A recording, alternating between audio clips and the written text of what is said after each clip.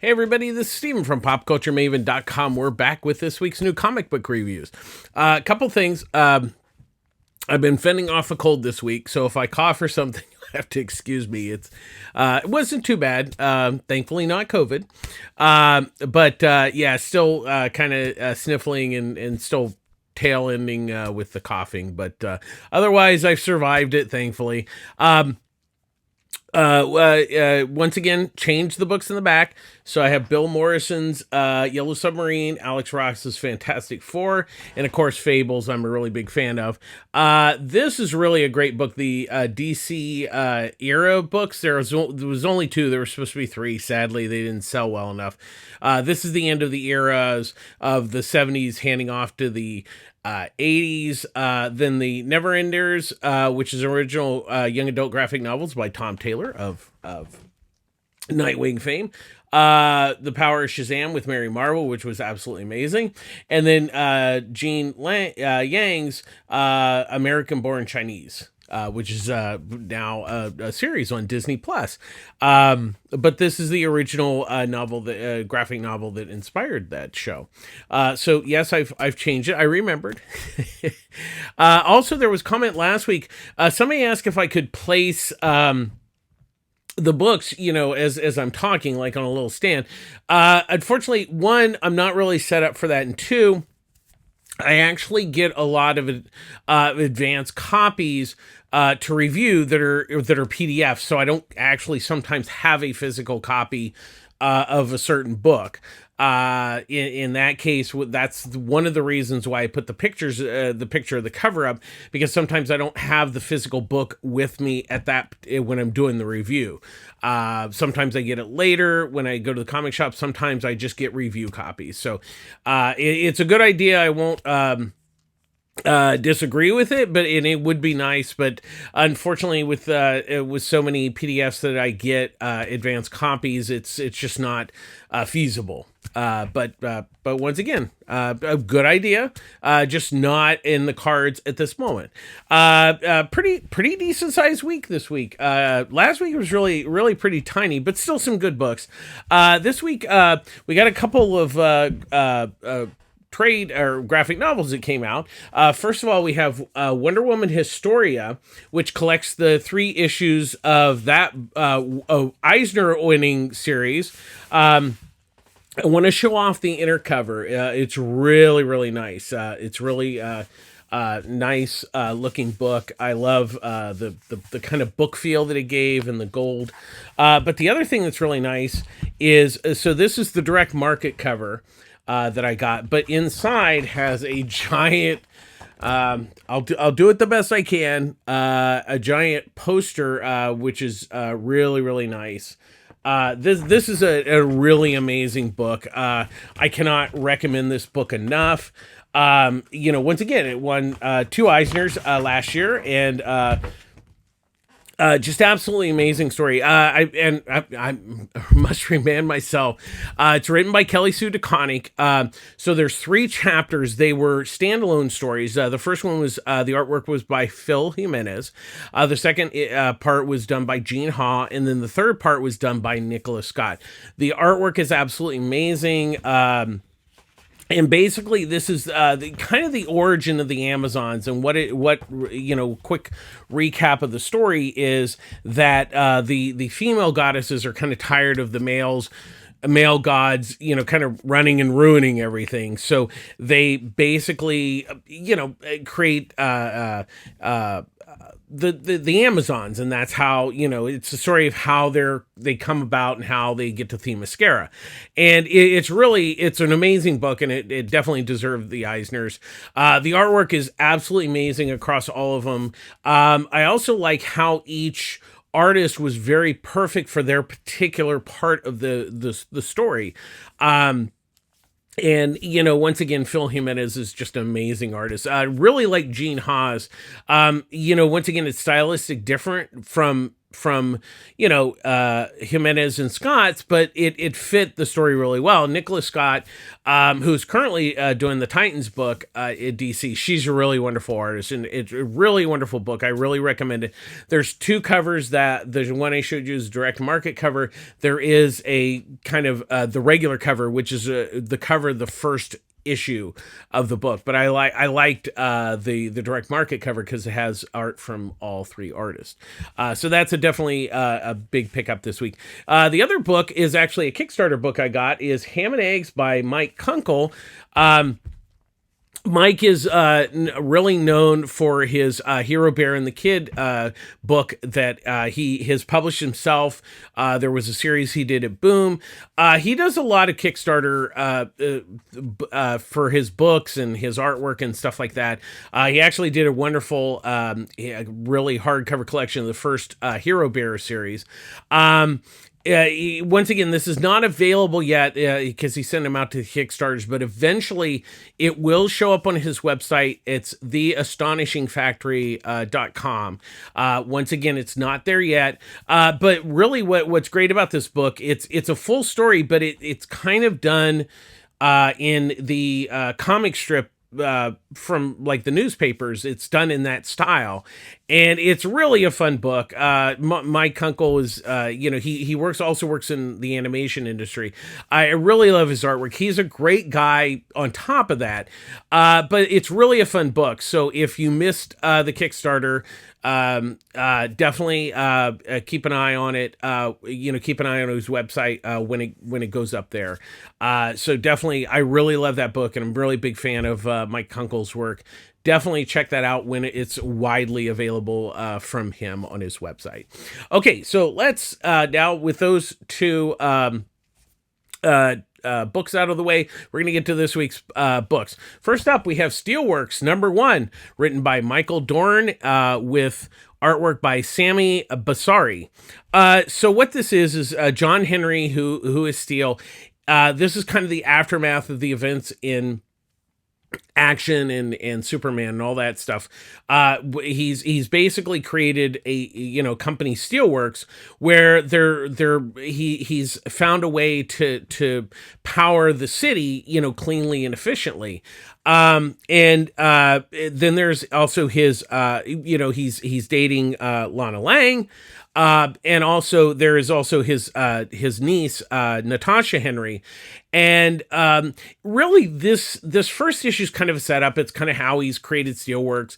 And, then of course, there's a villain that kind of comes in and is going to send creates a bad guy to come after Steelworks.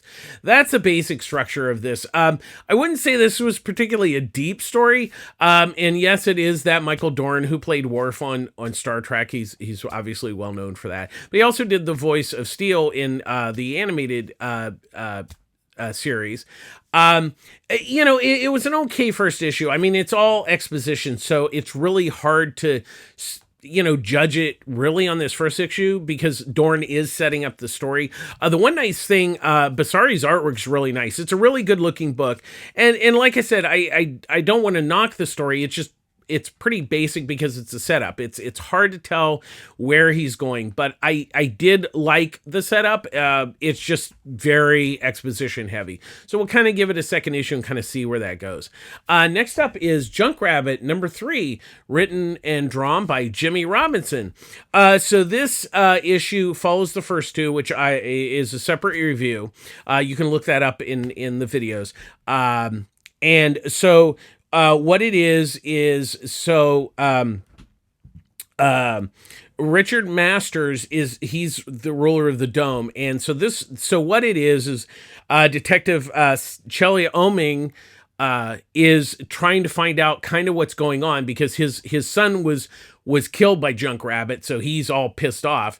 And so there's people who live inside the dome who are, like the rich people. And then there's the rest of the people who live outside. And what it is the outside has become, polluted with junk and everything. So and somebody within the community is Junkrabbit. We don't know who it is.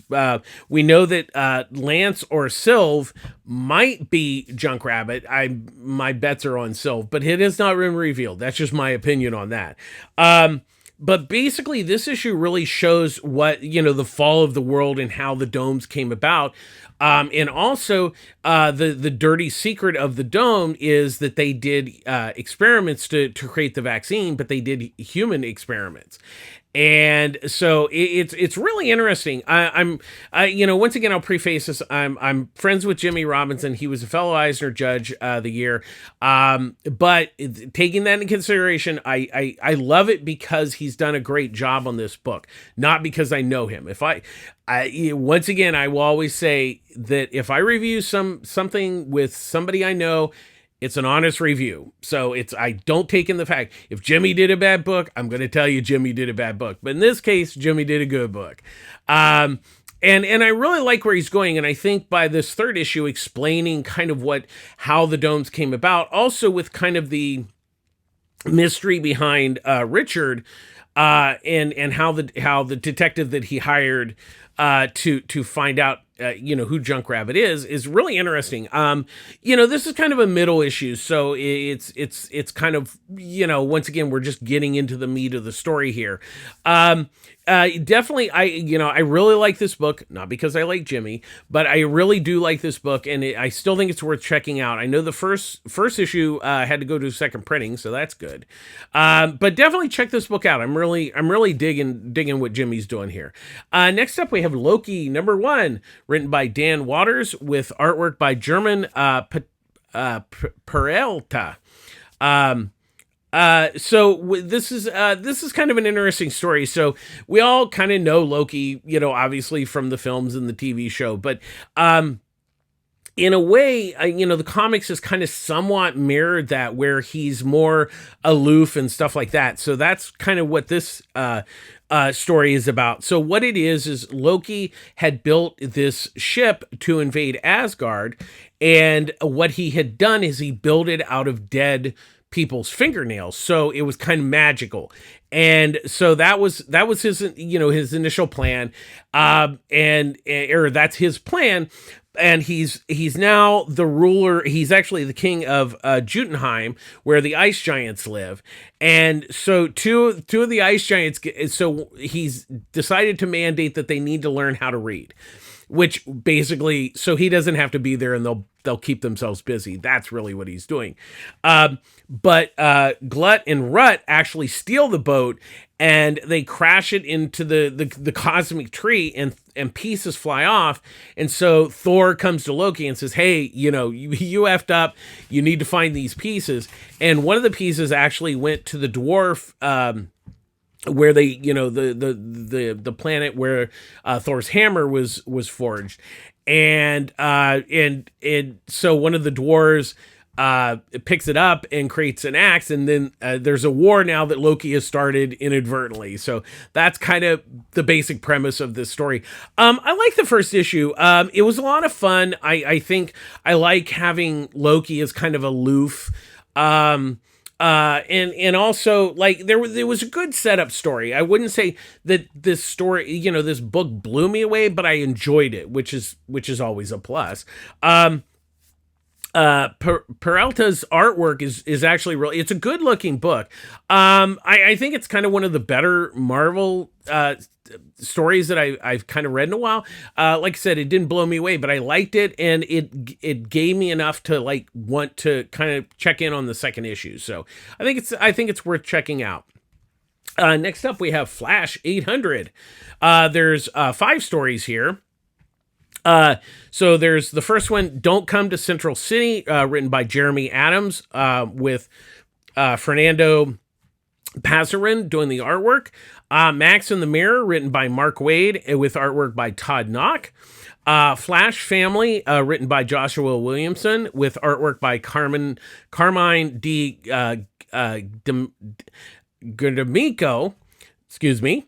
Blitzback, written by Jeff Johns, with artworks by Scott Collins. And then the final story, Between Love and You, written by Simon Spurr and with artwork by Mike Diodato Jr.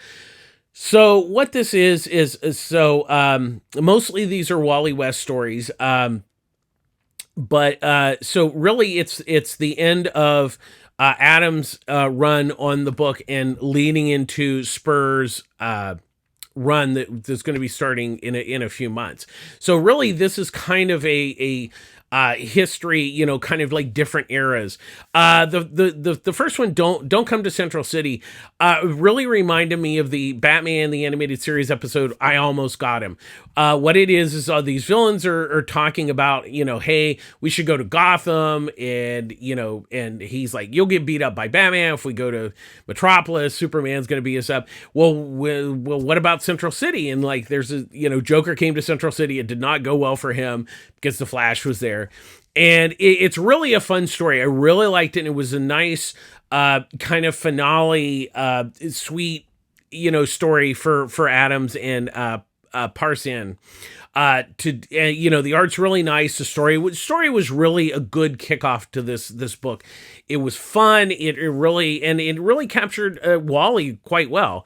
Max in the Mirror is definitely is more of an impulse story. Well, it is an impulse story because Mark Waid wrote that book, and what it is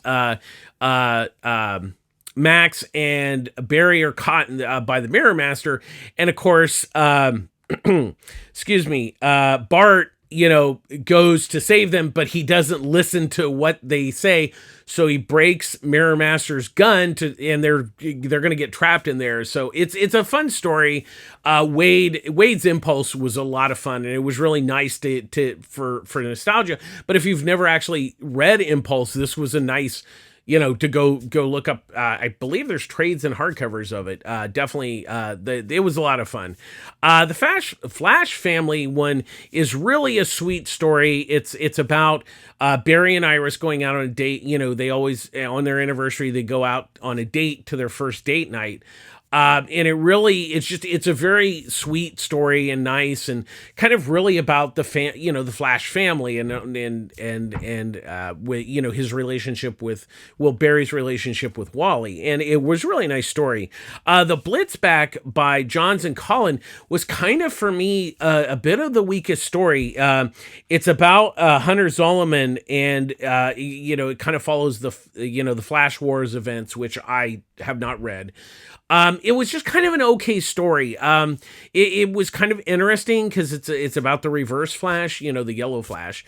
It was okay. It just, like I said, it wasn't bad. It was just kind of okay. Scott Collins' artwork's really nice, but it was just kind of okay. And then finally, Between the Love and You is a kickoff because the new creative team is Cy Spurr and Mike Diodato Jr. And Wally goes out on a date night, but while he's on a date night, he goes and fights crime and stuff, and he's actually coaxed into getting trapped.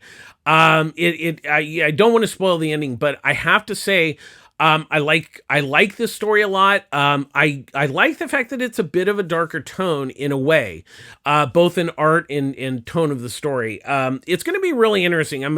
I like Spurrier's writing. I think the story is really good here. Mike Diodato Jr.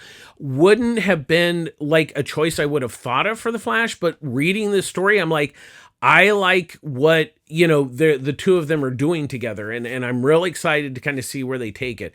It's definitely well worth checking out. There were a bunch of covers, but my favorite one was the Michael Cho cover. I'm a really big fan of his artwork, but definitely I think it's worth checking out, and it's kind of a nostalgia trip down Flash memory lane, but it's well worth picking up. Next up, we have Sins of the Salton Sea, written by Ed Brisson with artwork by C.P. Smith. What this is Wyatt. Wyatt has gone off the grid. You know, he's doing odd jobs and stuff. And his brother Jasper comes to him. What they used to do is they used to pull bank heists and rob things. And so Jasper comes to him and says, "Hey, I've got this big final job. It's going to set us for life. You can buy a better Winnebago that's not going to fall apart." And so Jasper convinces him, and Wyatt comes with the team, and so they do this armored car heist where they're supposed to get a bunch of money, and when they actually get in the armored car, there's a woman and her daughter. And so the guy who said that there was money involved. Basically that's his wife and kid, and there's something going on why this group wants the wife and the kid. So I don't want to spoil anymore, but I really like this book. I was really surprised by it and really liked it.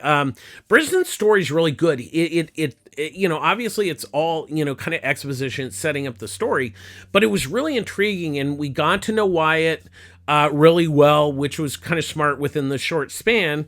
And it was just a really good setup. And Smith's artwork was really nice. This was a really good looking book. Really great idea. I really enjoyed this. I'm very excited to kind of see where they take this book. Next up, we have Batman 136 with the main story written by Chip Zdarsky, with artwork by Balin Ortega. And then there's a backup story, The Plan Below, written by Zdarsky, with artwork by George Corona. This is the first. So Batman's back on his Earth, or our Earth, and of course, spoiler alert. Okay, this has happened months ago, but Batman got his hand cut off, and so he's back, and Mr. Terrific, gives him a new hand, and so really this is really an introspective issue about Batman coming back, and like what has happened with the battle with Failsafe and going to this other multiverse Earth, and really his kind of relationship with Dick and Jason and all the Bat family and Selina too, and it really it's kind of setting up that he's a different person coming back, and things are haunting him, and it's very fascinating. I really enjoyed this story. I really like what Zdarsky's doing on this book. The Plans Below basically is kind of a where the bat there's like a basement in the Batcave where he has where he created Failsafe, and it's kind of an early version of Failsafe, and it's quite an interesting story to tell now, concerning the events we've had with Failsafe. And I'm really a big fan of Corona's artwork. It's really, really nice. I'm really digging what Zdarsky's doing on this book. It's very much the superhero one, where Ram V on Detective is doing the more detective noir story. I think they really complement each other because they're so different, and I really like that. But definitely continue to be checking out that book. This is kind of, I would say, a fairly good jumping on point because it is the first part of a new story arc. So, but I think you really should have read the first two story arcs. That will help you get going on this book. Next up, we have In Hell We Fight, #1, written by John Layman, with artwork by Jock, not Jock, it's Jok. It's a different Jock. It's not the Jock who does a lot of DC books. Just wanted to let you kind of say that. So what it is so there's these three kids in hell. Xander, it sets up his story. He hates frogs, but then he gets drowned by this giant frog, so he's in hell. And then there's Midori, who's kind of the boss, but she's really just bossy. And then there's Ernie, who died, and he has an axe in his head, so he can throw, he can make axes, because the axe in his head didn't come out, but he can make more. And then there's Balfi, who is basically, he's Satan's son. So the plan is that they're gonna, that there's this ice cream truck that is coming, so they have a plan to attack the ice cream truck and get the ice cream. I won't spoil the surprise, but there's more than ice cream in the truck. This was really a fun book. Layman's story it's really charming. It's I think that's what I really like about it. It just has, like, it's goofy, it's fun, it's these kids who are in hell, but they're still kind of kids, and it really was a lot of fun. And Jock's artwork is really nice. It's really a good looking book. This book was a lot of fun. I really recommend it. It was really good read this week. So definitely check this out. It just a lot of fun. Next up, we have Star Wars Return of the Jedi, The Empire, #1, written by Jody Hauser, with artwork by Jethro Morales. So what this is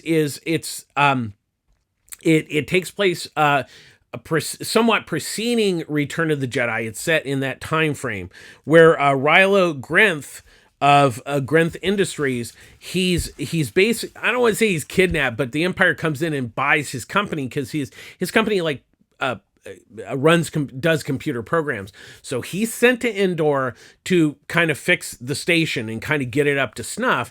And he's having a really hard time fitting in because he's a normal person. He wants to be friends with, like, the stormtroopers, and they've got their own cliques. And so he's programming the computer, and the robot that is assigned to him is kind of a smart ass. And he discovers that the Empire is building a new Star Destroyer, or not a Star Destroyer, the big round thing. I'm sorry, I'm drawing a blank. It's been a long week, kids.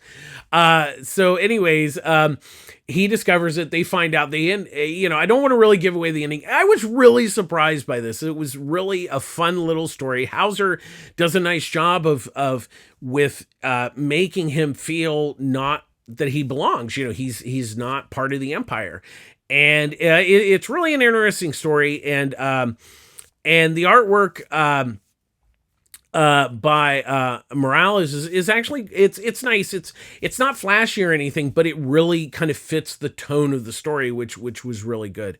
I really liked it.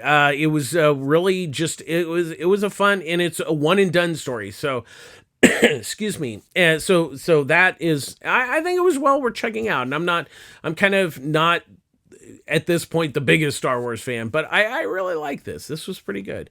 Next up, we have Adventures of Superman, John Kent, #4, written by Tom Taylor, with pencils by Derek Robertson and inks by Robertson and Norm Rapmund. Excuse me. So John is on an alternate Earth where Superman has basically become a dictator. So Batman is running the resistance. And so John has kind of found, discovers this issue, and he really finds out what has happened on this Earth. And one of the things he does, so everybody's, there's a Nightwing, but he's like an evil Nightwing, and, everybody's kind of changed. They're the same visual characters, but they're different kind of people. So he goes visit Jay, who is his boyfriend on his Earth. And so he talks to him, and Jay kind of tells him, like, what the score is. And it's really interesting how I really like what Taylor's kind of doing here, how it's like, Superman is as a dictator, and it's really interesting how he's laying the story out and how he's using the same characters, but in a different way. I really kind of dig this.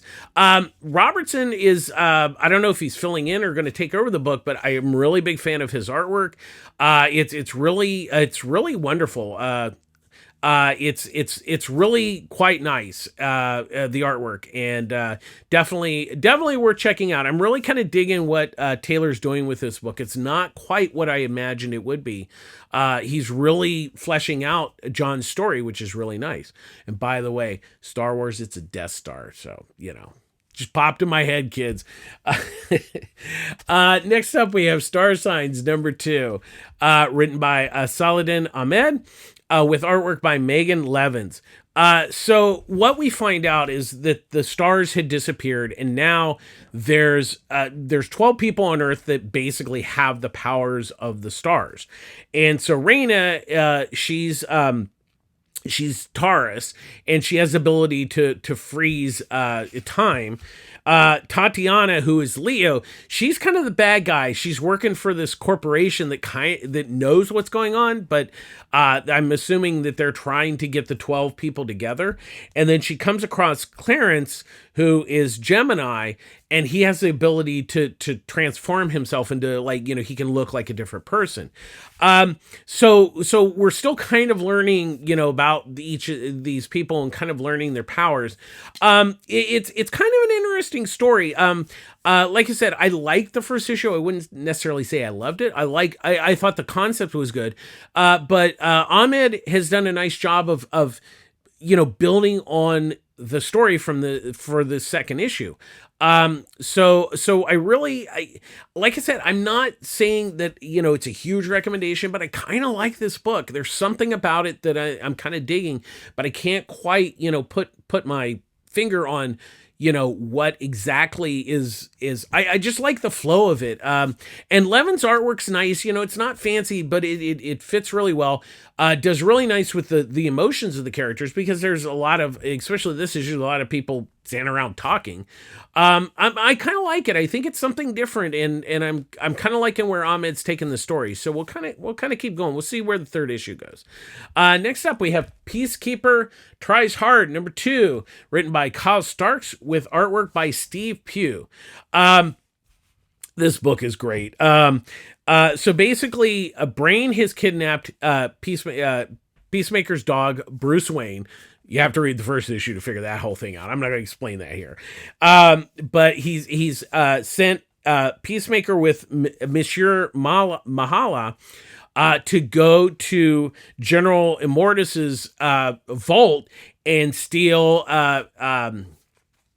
Deathstroke's DNA, because he wants to build a body. And so really, it's funny. This issue is basically a road picture story with Peacemaker and Mala, and I really don't want to spoil what happens after they get there and everything. This book is a blast. I mean, I'm a big fan of Kyle Starks, not only of his writing, I like his writing, but I enjoyed his book that he wrote and drew, Rock Candy Mountain, from Image Comics. There's a trade of it. Go pick that up. But I really like what he has done with Peacemaker. It's definitely building on the James Gunn version of Peacemaker. That's really where this is kind of built from. But it's just fun, and Steve Pugh's artwork is a perfect choice. I will sing his praises on doing Flintstones with Mark Russell. He's a really great artist, and he was really perfect for this, because once again, with like the Flintstones, he understands that how to kind of visually capture like comedy and very subtle little things here and there. This is really a good book. Definitely check it out. I'm loving this to death. Next up, we have Phantom Road, number 4, written by Jeff Lemire with artwork by Gabriel Walta. So Dom and Birdie have found out they're kind of in this in between reality and, I guess, maybe hell. I don't know. But basically, they've been told that the cargo that they have in the back has to be delivered, and that's what they're trying to do, because in this alternate world, there's like, kind of these monsters, and if they stop, the monsters are going to attack. And I, once again, I don't want to give too much away of the story, because first of all, you really need to be reading this book. This book is wonderful. But we also kind of learn about Agent Weaver that really came in the last issue, and we find out that she's treading on something that is bigger than even her, and possibly the FBI. That is a really interesting twist in this story beyond the Dom and Birdie part of the story. I really love this book a lot. I really like it's kind of like it's kind of horror-ish, but kind of also, not just, I wouldn't say it's just a horror comic. There's a lot of this issue had some really great stuff with Birdie and Dom, just kind of trying to take this all in, and how they're reacting to what they're stuck in. And it's really just, it's really wonderful. I'm a big fan of Lemire. I really like this book. Walta artwork is really perfect for this book. Definitely check it out. This is a really good book. Next up, we have Shazam #2, written by Mark Waid with artwork by Dan Mora. So this issue is kind of dealing with the ramifications of the first issue. So it starts off with a Tyrannosaurus Rex dino lawyer who comes to serve papers to Billy because of what, he helped the family, the dinosaur family in the first issue. There's a whole thing I won't go into. It's really hilarious.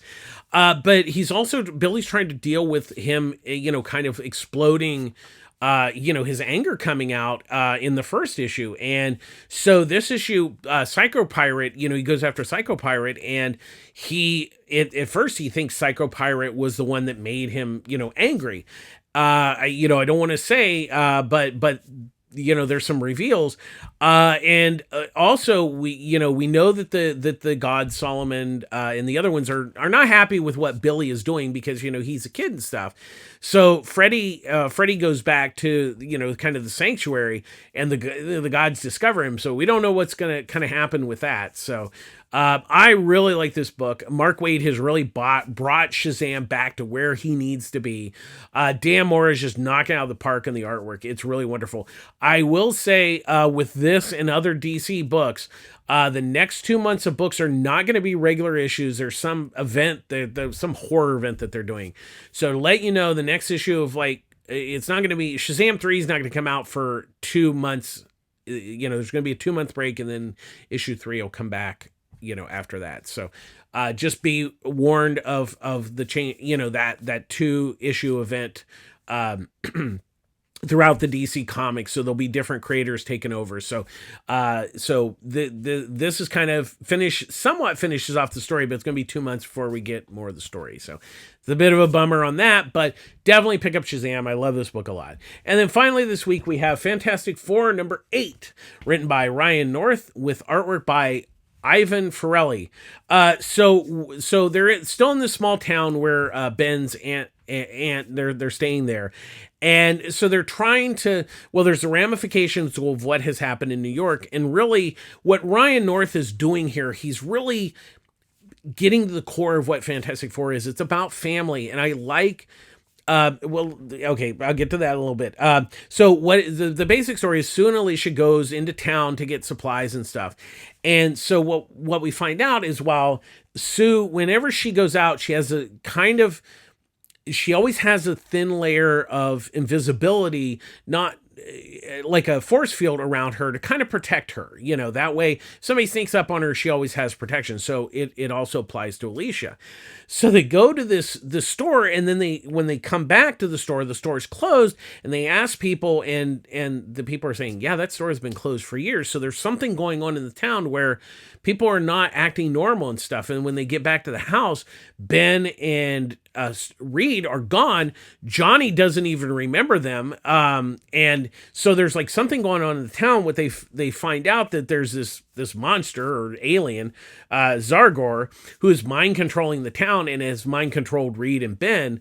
And because Sue and Alicia had this force field around them, they were not affected because this Zargor basically mentally takes over, tells people what to do. The thing I'm really liking what Ryan North here is doing here in this book is he's really creating a book about the family, and really that's what the core of the Fantastic Four is like. Now, I know some people are not really grasping what North is doing here. I've seen it in some of the other reviews, but I really like it. I like the fact that it's not, because last issue had Dr. Doom, but it wasn't necessarily, there was a big battle and everything, but this book is not about big battles. It's about family, and it always has.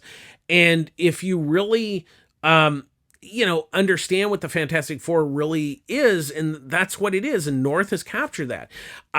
It's not just, I like the fact that Ryan North is just not turning it into a superhero book, a standard superhero book, I should say.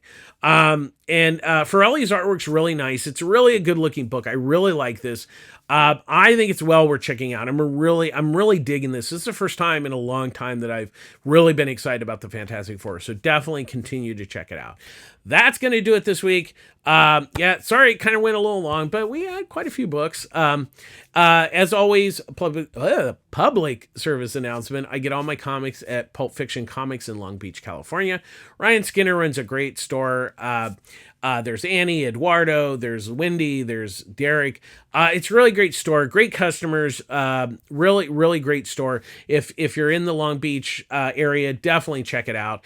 He has discounts on trades and graphic novels every day. If you sign up for your pool service, you can get discounts on your comics. It's a really great comic shop. He does have a few other things, but it's really about comics, which is really what it should be first and foremost. But definitely support your local comic shop. You know, times are tough. Times are tough for everybody. But times are especially tough for comics because it's a little bit in a slump sales wise. But definitely make sure that if you order stuff from your comic shop, pick it up on a regular basis because they have to pay for it before you get it. So definitely, as always, support your local comic shop. And we end our show with as always, be kind to each other. Being kind doesn't cost anything. It's free. It'll make you feel good. It'll make other people feel good. And you don't, look, you don't have to do anything big. Just say hi to somebody. Smile. Smiling at people is honestly, you're just acknowledging their existence. It's that simple, folks. It's good for you. It's good for them. It's good for everybody. And, things are tough all over. So being kind is definitely a good thing. So thanks for watching. As always, please like and share our YouTube channel. Comments are welcome. And definitely work. Things are working in the background. It's a little been tough with the 9-to-5 job and lately, but we're working on some stuff. We got a new laptop. So things will hopefully happen pretty soon. But anyways, take care of yourselves. Thanks for watching. This is Steven from popculturemaven.com signing off. We'll be back again next week. Thanks for watching. Take care of yourselves out there. All right. Bye-bye.